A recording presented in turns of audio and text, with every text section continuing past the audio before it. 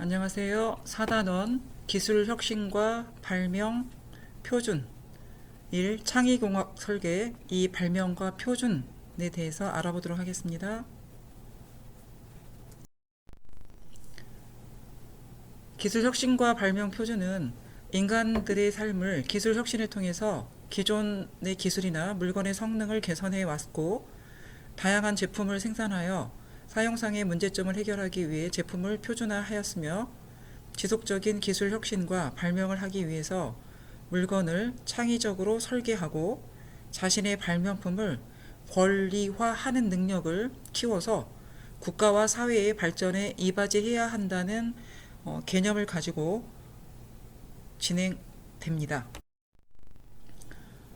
첫째, 진시황과 포드 그리고 스티브 잡스, 자, 발명의 아이콘이죠. 창의적인 이런 진시황의 케이스는 무게를 재는 데 필요한 저울추라고 하는 것과 그리고 화폐를 표준화했고요. 포드는 자동차에는 다양한 부품이 있는데 그런 자동차를 생산하는 과정을 표준화해서 자동차를 대중화하는 데 큰 기여를 했고, 스티브 잡스는 여러분들이 다 아시다시피 혁신의 아이콘이라고 하죠. 지금 우리 손에 우리가 사용하고 있는 그런 대표적인 것들입니다.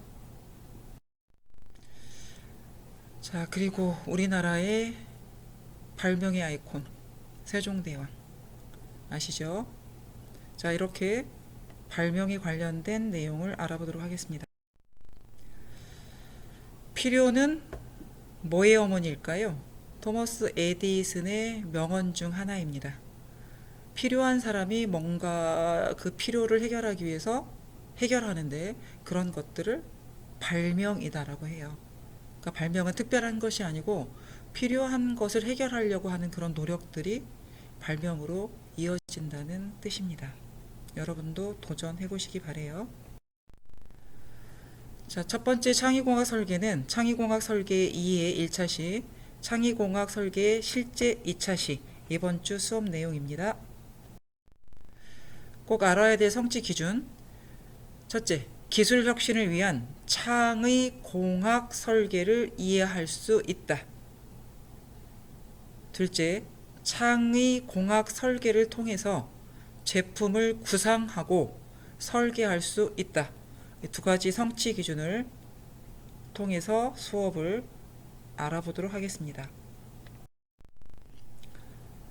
자, 과거의 교실과 현재의 교실에 대한 설명입니다. 여러분들은 과거에 대한 건 그림이나 드라마를 통해서 보셨죠?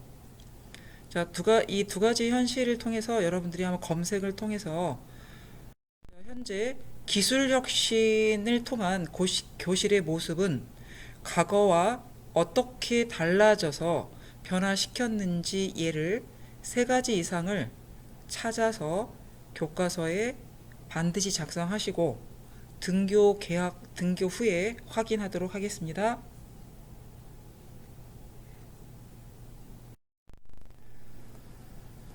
자, 1-1 창의공학 설계 2에는 기술 혁신을 위한 창의공학 설계와 창의공학 설계의 기초로 알아보도록 하겠습니다.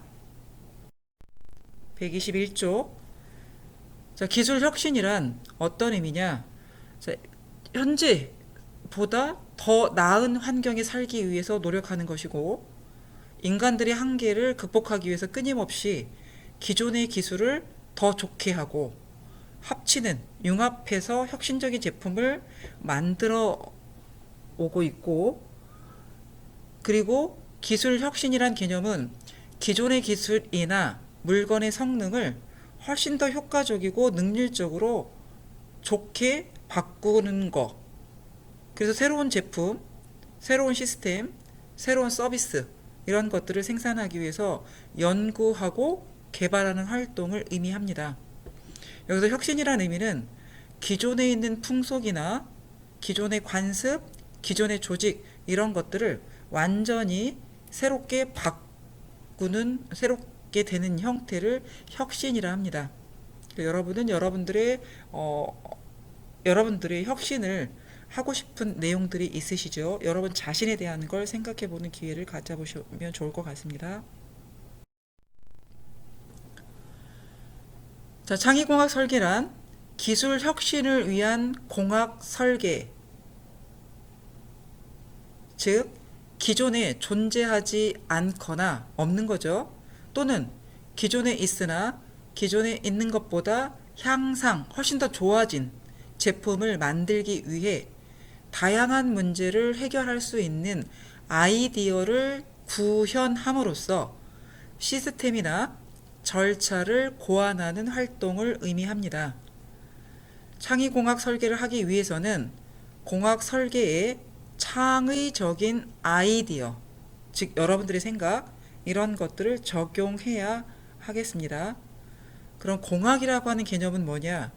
문제 해결을 하기 위해서 수학적, 과학적, 기술적, 예술적 다양한 지식과 이론들을 활용하고 응용하는 학문을 공학이라고 합니다. 기술혁신과 창의공학 설계 과정은 3단계로 이루어지는데, 첫째, 문제 상황이 놓여져 있게 됩니다. 교과서 121쪽에 예시에 나와 있는 것처럼 휠체어를 탄 장애인들이 휠체어를 타게 되면 균형을 잡기나 또는 방향을 전환하기 어렵고 또 계단을 오르기가 굉장히 어려웠었어요. 이런 문제 상황을 어떻게 해결할까에 대한 고민을 통해서 필요한 거죠. 그 필요를 통해서 문제 해결을 하는 과제를 해결하는 과정입니다. 첫째, 문제 상황을 해결하기 위해서는 스스로 균형을 잡으면 좋겠죠. 둘째, 방향 전환을 위해서는 쉽게 전환이 가능하도록 해결하면 되겠죠.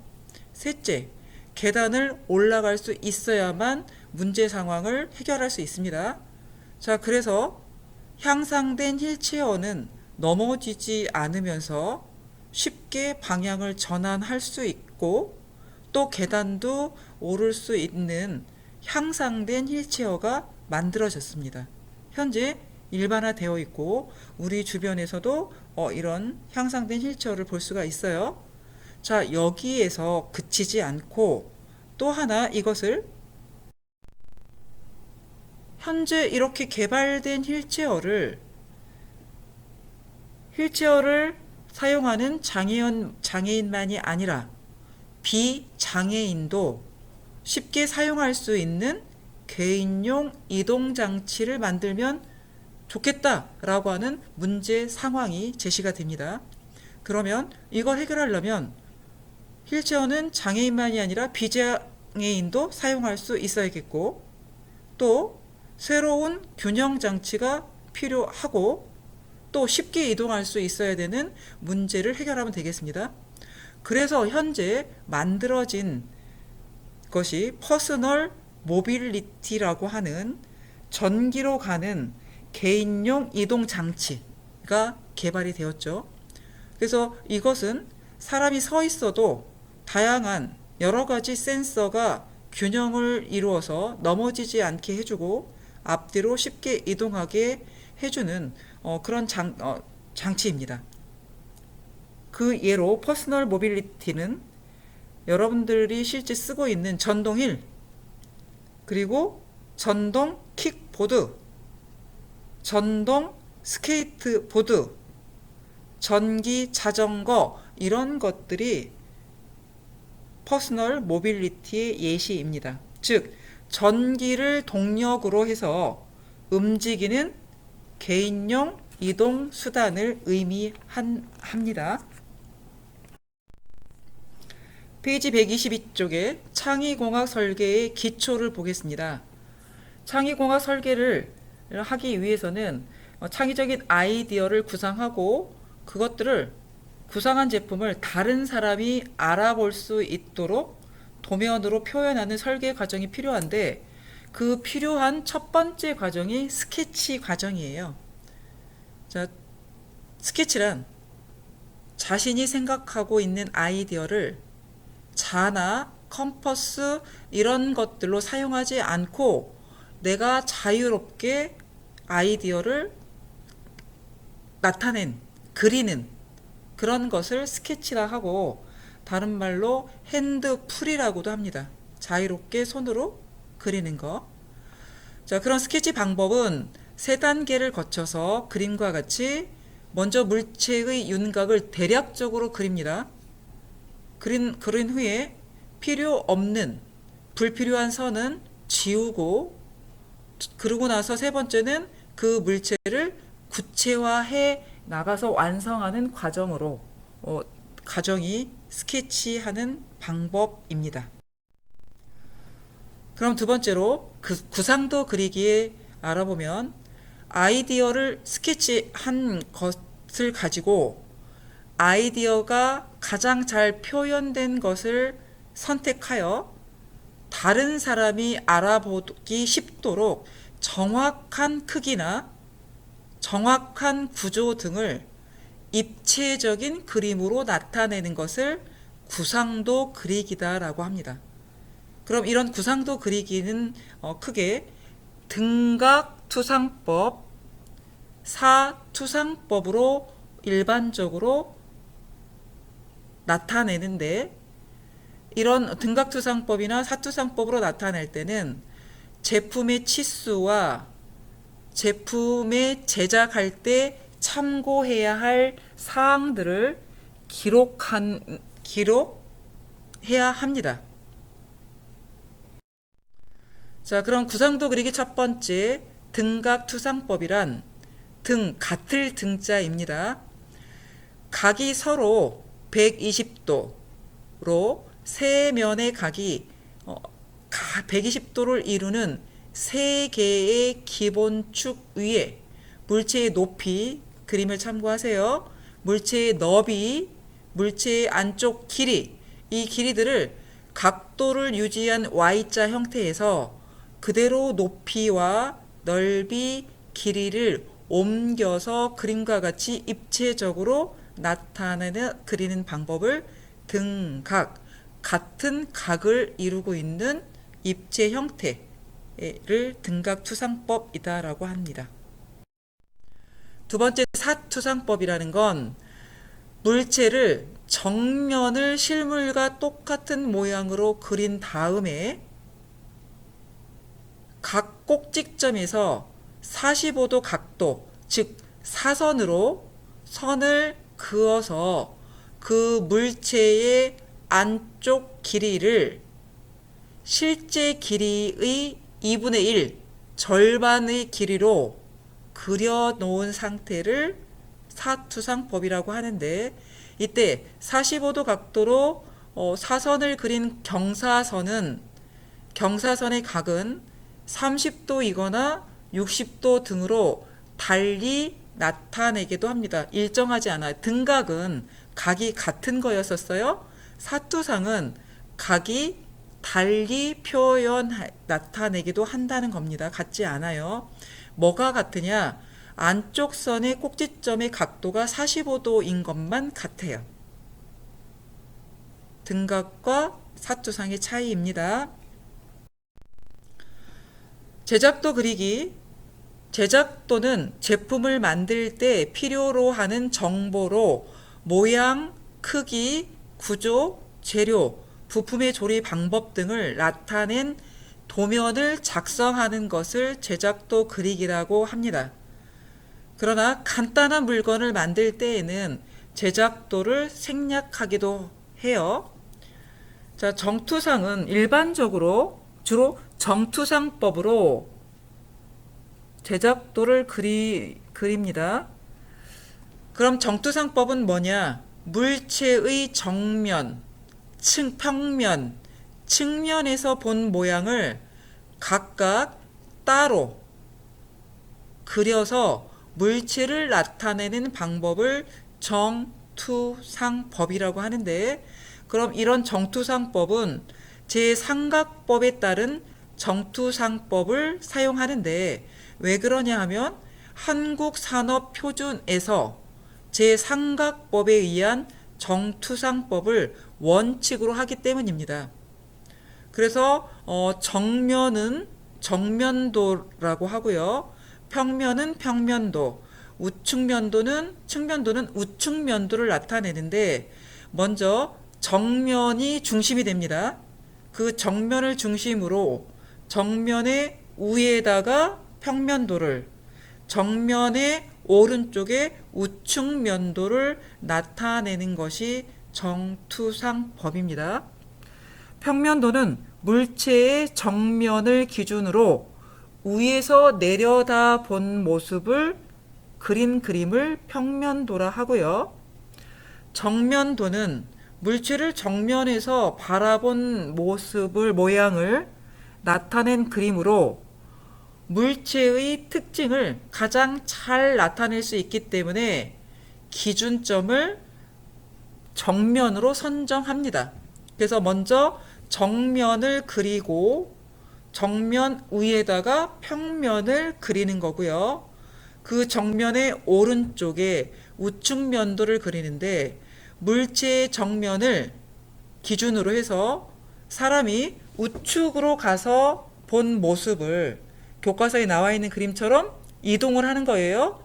이동해서 오른쪽에서 본 모습을 그림으로 표현한 것입니다.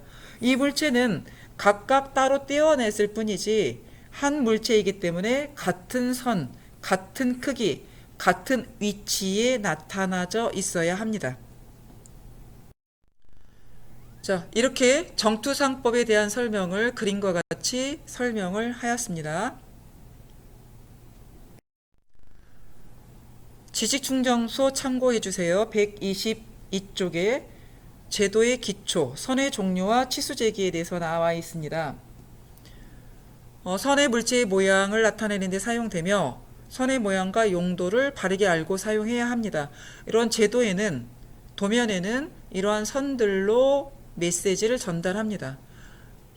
첫째, 실선에는 굵은 실선과 가는 실선이 있는데 굵은 실선에는 굵은 모양의 모양과 명칭은 외형선이고 용도는 물체에 보이는 부분을 나타냅니다. 가는 실선은 그림과 같이 가늘게 나타난 실선은 치수선, 치수보조선, 지시선을 나타낼 때 쓰이고 치수나 기호, 참고사항 등을 나타냅니다. 용도로는. 자, 가는 실선에는 그림과 같이 파단선이라고 두 가지 물결 형태가 있는데 물체의 일부를 잘라낸 경계를 나타내는 선이고 세 번째 빗금 쳐져 있는 부분은 명칭의 해칭선입니다. 단면에 물체의 절단면, 잘라서 없애져지는 부분을 나타내는 선이고요. 자, 파선은 점점점점으로 모양이 있고 명칭이 숨은 선. 물체에 보이지 않는 부분을 나타내는 선이고요. 일점세선. 길고 짧은 점이 하나. 길고 짧고 길고 짧고 길고. 자, 이거는 중심선이라고 합니다. 물체의 또는 도형의 중심을 나타내는 선이고요. 중앙을 의미합니다. 이점세선. 길고 점점, 길고 점점, 길고 점점 이렇게 점이 두 개가 있는데 이런 건 가상선. 움직였을 때 움직인 가상에서 나타난 그런 선. 물체가 움직인 상태를 가상화해 나타낸 선의 용도로 사용합니다. 선의 종류와 치수 기재는 치수는 물체가 완성되었을 때 크기를 나타내는 것으로 도면을 읽는 사람이 쉽게 명확하게 알 수 있도록 나타내야 하고요.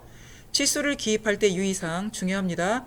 길이 단위는 밀리미터를 사용하되 단위는 생략한다.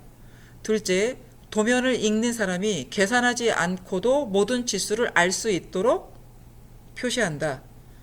즉, 소수점은 사용하지 않습니다. 셋째, 같은 치수는 중복하여 표시하지 않는다. 치수가 같을 때는 표시하지 않기 때문에 같은 치수는 하나만 표시합니다. 그리고 치수선, 치수보조선, 지시선, 치수보조기호 등 이런 것들은 각각 예시에 나와 있는 것처럼 사용하고 이런 것들에는 가는 실선을 사용합니다. 제도의 기초 지식 중에 선의 종류와 치수 기재를 보시면 용도 파이라 지름을 표시하는 거에는 파이라고 읽고 정사각형의 변의 용도로 사용하는 건 사각이라고 읽고요. 반지름의 표시는 R이죠. T는 두께를 나타내고 읽기도 T라고 읽습니다. 치수의 기재의 실제를 보시면 첫 번째 지시선을 보십니다. 지시선은 그림과 같이 이렇게 기호를 표시를 하고 위에다가 지름이 10이고 드릴로 구멍을 뚫으세요 라고 하는 가공의 방법, 구멍의 크기, 참고할 사항 이런 것들을 나타낼 때 지시선을 표시합니다. 치수 보조선 보십니다. 치수 보조선은 치수선을 긋기 위해서 외형선을 연장하여 나타낸 선을 의미합니다. 치수선 보겠습니다. 양쪽의 치수 보조선의 가운데에 안에다가 치수선을 나타내는 것이고, 치수선은 치수를 나타내기 위해 물체의 외형선에 나란히 그으고, 그럼 치수는 그 치수선의 중앙 위에다가 치수를 표시합니다. 선 위에 중앙에 가로 방향으로 치수선 위에 가로 방향으로 치수를 기입합니다. 그럼 세로 방향의 치수는 어떻게 표시하냐? 외형선은 치수 보조선은 똑같습니다. 치수선을 긋기 위해 외형선을 연장했고요. 그 외형선의 안에 치수선을 그리고 세로 방향의 치수는 사람이 세로 방향의 치수선 앞에 서서 바라본 상태에서 선 위에 중앙에 가로 선 위에 나타냅니다. 같은 치수는 반복하지 않기 때문에 아래만 표시되어 있고 위에는 45를 생략했습니다. 그 다음에 세로선 가로도 역시 반대편 방향에 28이라고 하는 치수를 생략하였습니다. 중복해서 표시하지 않는다라고 하는 원칙이고요. 그 다음에 45, 10, 28이라는 숫자는 10이라는 숫자는 써 있지만 거기에 밀리미터는 다 생략되어 있습니다. 그 다음에 반지름 R, 8이라고 써 있는 거는 반지름이 8mm 라고 하는 메시지입니다. 퀴즈 보겠습니다. 기존의 풍습, 관습, 조직 등을 완전히 바꿔 새롭게 되는 것은 무엇이라고 하죠? 앞에서 다뤘습니다. 써 넣으세요. 각이 서로 120도를 이루는 세 개의 기본 축 위에 물체의 높이, 너비, 안쪽 길이를 옮겨서 물체의 모양을 나타내는 방법은 등각투상법이다. 설명하였습니다. 맞는지 틀리는지 정답을 제시하시기 바랍니다.